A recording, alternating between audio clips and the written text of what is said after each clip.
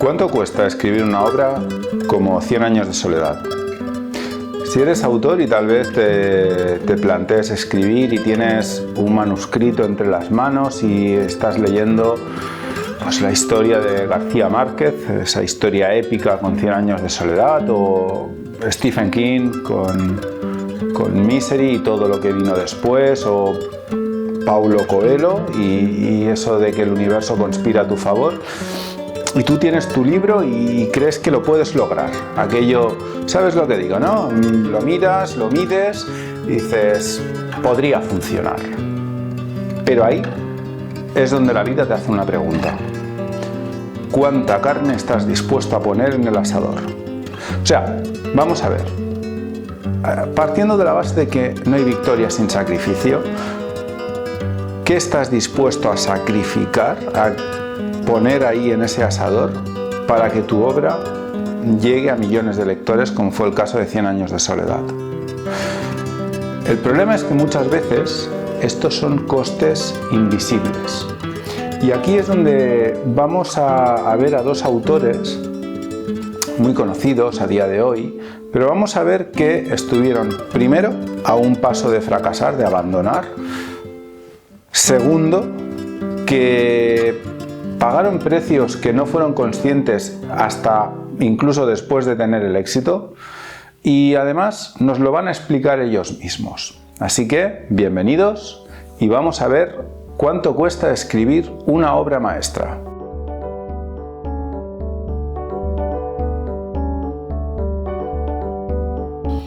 El primer caso que vamos a ver es el de nuestro querido García Márquez, Gabo para los amigos, y vamos a ver que más allá de todo la aventura épica, ¿no?, que fue esos 18 meses de redacción de 100 años de soledad, cuando él dijo que ya vio que el libro venía, que no lo paraba nadie, que escribía como un tren, que era lo mejor que le podía pasar a un escritor.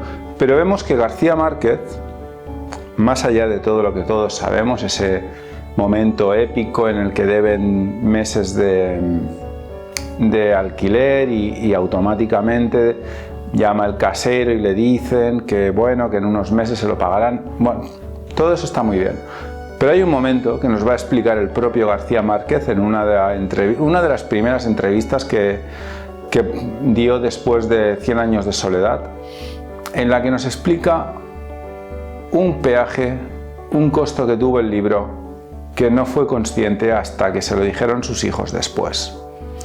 Esto es lo que nos explica. Era una época que no era fácil, porque no teníamos dinero. Pero en cambio era una época muy buena porque yo estaba escribiendo como un tren, que es lo mejor que le puede suceder a un escritor. Entonces, cuando yo vi que 100 años de soledad venía y que no la paraba nadie, le dije a Mercedes, tú te haces cargo de este asunto. Y ella, por supuesto, no lo pensó dos veces. Es curioso que mis hijos, ahora yo les pregunto de esta época y ellos me recuerdan como un hombre que estaba encerrado en un cuarto y que no salía nunca, y yo tenía la impresión de que era el ser más humano y más sociable del mundo. Y ahora me di cuenta que durante 18 meses no salí del cuarto. Así que vemos que Gabriel García Márquez tuvo un peaje que no se lo esperó, y es que, en términos que utilizaríamos hoy en día, no fue precisamente un padre presente durante los 18 meses que duró 100 años de soledad, su redacción. Y eso nos lleva muchas veces a que estos grandes autores que vemos en los momentos de triunfo, ¿no?, y pensamos en Gabriel García Márquez y automáticamente nos viene ese momento en el que le dan el Nobel de Literatura, o nos viene el discurso en el que le dan un premio por las 50 millones de copias vendidas de 100 años de soledad. Ese libro que prácticamente ya es parte del imaginario colectivo de muchas generaciones de lectores, pero para el autor, muchas veces cuando nos lo planteamos desde el punto de vista del autor, tenemos que entender que hizo una obra maestra, pero le costó un peaje, le pagó un peaje, y entonces eso también es parte de escribir un libro. Y muchas veces los autores, más en esta época en la que queremos amor sin espinas, queremos que todo no sea bonito, que todo no sea fácil, y no entendemos que a veces el éxito se cobra sus peajes. En este caso, el de 100 años de soledad, este tiempo que estuvo encerrado en un cuarto. Pero también hay a veces que el escritor no está solo, y de hecho, de haber estado solo nunca habría llegado a ser conocido. En su libro Mientras escribo, Stephen King habla de un episodio el que podríamos decir que fue crítico en su carrera literaria. Hoy en día a Stephen King nos lo imaginamos saliendo con su perrete de su mansión, ahí como el escritor exitoso que es, y nos cuesta imaginar ese Stephen King joven, alcohólico, profesor mal pagado, que vivía en una casa remolque y que estaba escribiendo una novela que luego se llamaría o se titularía Misery, pero que en un momento dado pensó que eso no tenía ningún sentido, que era una idea absurda, una fumada que diríamos a nivel coloquial, así que cogió ese manuscrito y lo tiró a una papelera. Fue Tabitha, su mujer, quien encontró el manuscrito, lo leyó, le vio el potencial, se lo llevó a Stephen King y le dijo, con esa mano izquierda que a veces tienen las mujeres, quiero saber cómo acaba. Y el resto es historia. Podríamos pensar que el apoyo de Tabitha a Stephen King se reduce a este momento esporádico y que, a partir de aquí Stephen King es un autor maravilloso, autosuficiente, que no necesita nada de nadie.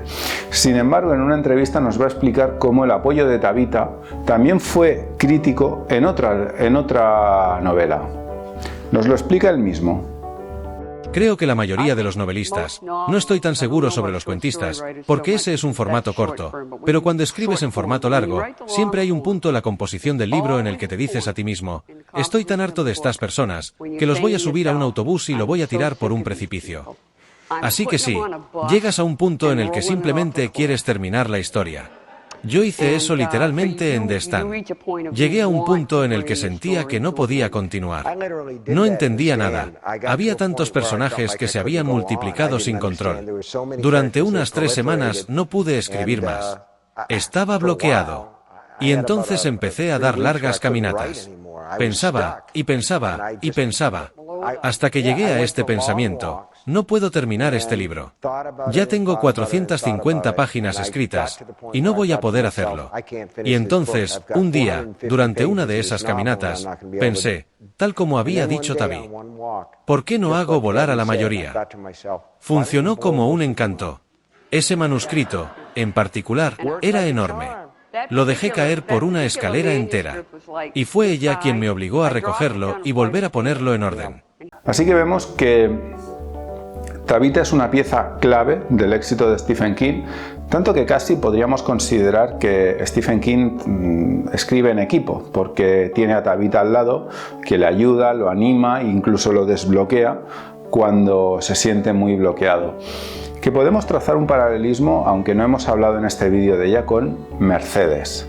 Porque si hoy en día tenemos a 100 años de soledad y conocemos todos a Gabriel García Márquez, es inestimablemente por el apoyo que le dio Mercedes durante sus 18 meses, que fue realmente quien se encargó de los niños, quien se encargó de la casa, gracias a lo que García Márquez se pudo dedicar a escribir como un tren, como decía él, que era lo mejor que le podía pasar a un escritor. Estos dos casos nos hacen pensar en que muchas veces esas obras maestras que todos leemos y disfrutamos en nuestros momentos de ocio, ahora por ejemplo en verano, ¿no? Que es un momento, todo el libro de verano y todo es el momento que muchos lectores aprovechan las vacaciones para leerse ese libro que no han podido leer durante el año. Pues muchas veces esos libros tienen una historia detrás y tienen a unos autores que, conscientes o no, han hecho un gran sacrificio por completar ese libro. Y eso nos lleva a una pregunta muy sencilla. ¿Cuánto le cuesta a un escritor escribir un libro? ¿Cómo de difícil es?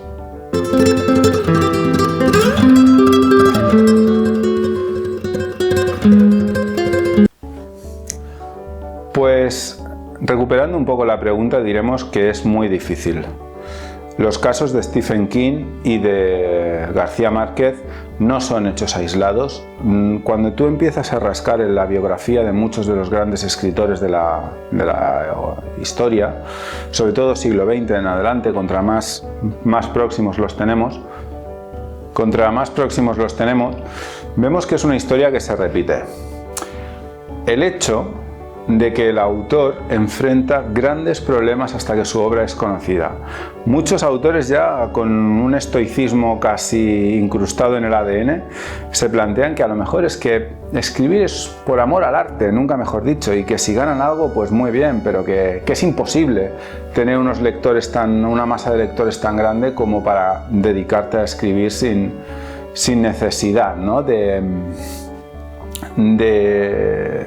tener otro trabajo. Y un poco también en la unión, esto fue lo que nos planteamos, ¿no? Cuando llegó el mes de las letras del 2023, en aquel momento, quisimos rendir un homenaje, aunque fuera desde la ficción, a todos esos escritores como García Márquez, Stephen King, Cortázar, Baroja, etcétera. Sobre todo también con un ojo puesto, aunque no lo hiciéramos, no les pusiéramos sus nombres, las generaciones que a nosotros nos llenaban nuestra desiderata, ¿no? La del 98, la del 27, gente como Lorca, como Miguel Hernández, el propio García Márquez con el boom latinoamericano, etcétera, etcétera, etcétera. Y nos planteamos hacer una serie de relatos sobre las vicisitudes que sufren los escritores para lograr ser leídos, publicados, llegar a esos lectores que decía García Márquez, ¿no? Que esta es la gran paradoja. García Márquez decía que el éxito de 100 años de soledad era la demostración evidente de que había lectores en lengua castellana. Y muchos autores dirán, ya, pues yo cuando voy a promocionar mi libro parece que eso es un poco como el rayo de luna de Becker, que cuando lo vas a agarrar se te escurre entre los dedos. Pues para rendir un homenaje a todos estos autores hicimos lo que luego fue la antología de Sueños Tormentosos, y aquí me vais a permitir un poco que hable de mi libro, en concreto de mi relato, porque en mi relato es que este libro te ayude a encontrar tu final. Justamente abordo este tema, el tema de un escritor que está entre una persona de su entorno que se lo pone difícil, su padre, que quiere que siga el legado familiar, y una chica, su novia, que le anima a ser escritor. Y esta chica, obviamente, aunque es una chica ficticia, pero tiene mucho de Mercedes, tiene mucho de Tabita, en versión joven, pero bebe mucho de ellas, porque al final es un apoyo que muchos autores han tenido a lo largo de su vida. También tenemos el contrapunto.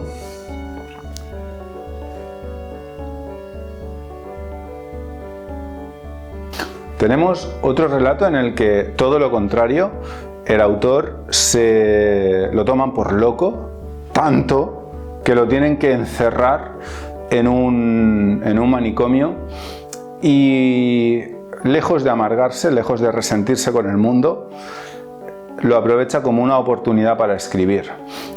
Y también aborda otro problema que tienen muchos autores, que no los tomen en serio, que incluso los tomen por locos. Lo que siempre se ha dicho, ¿no? Que muchos artistas han de morir para ser reconocidos. Aunque ese relato en concreto tiene un giro de guión muy interesante y que no voy a desvelarlo aquí.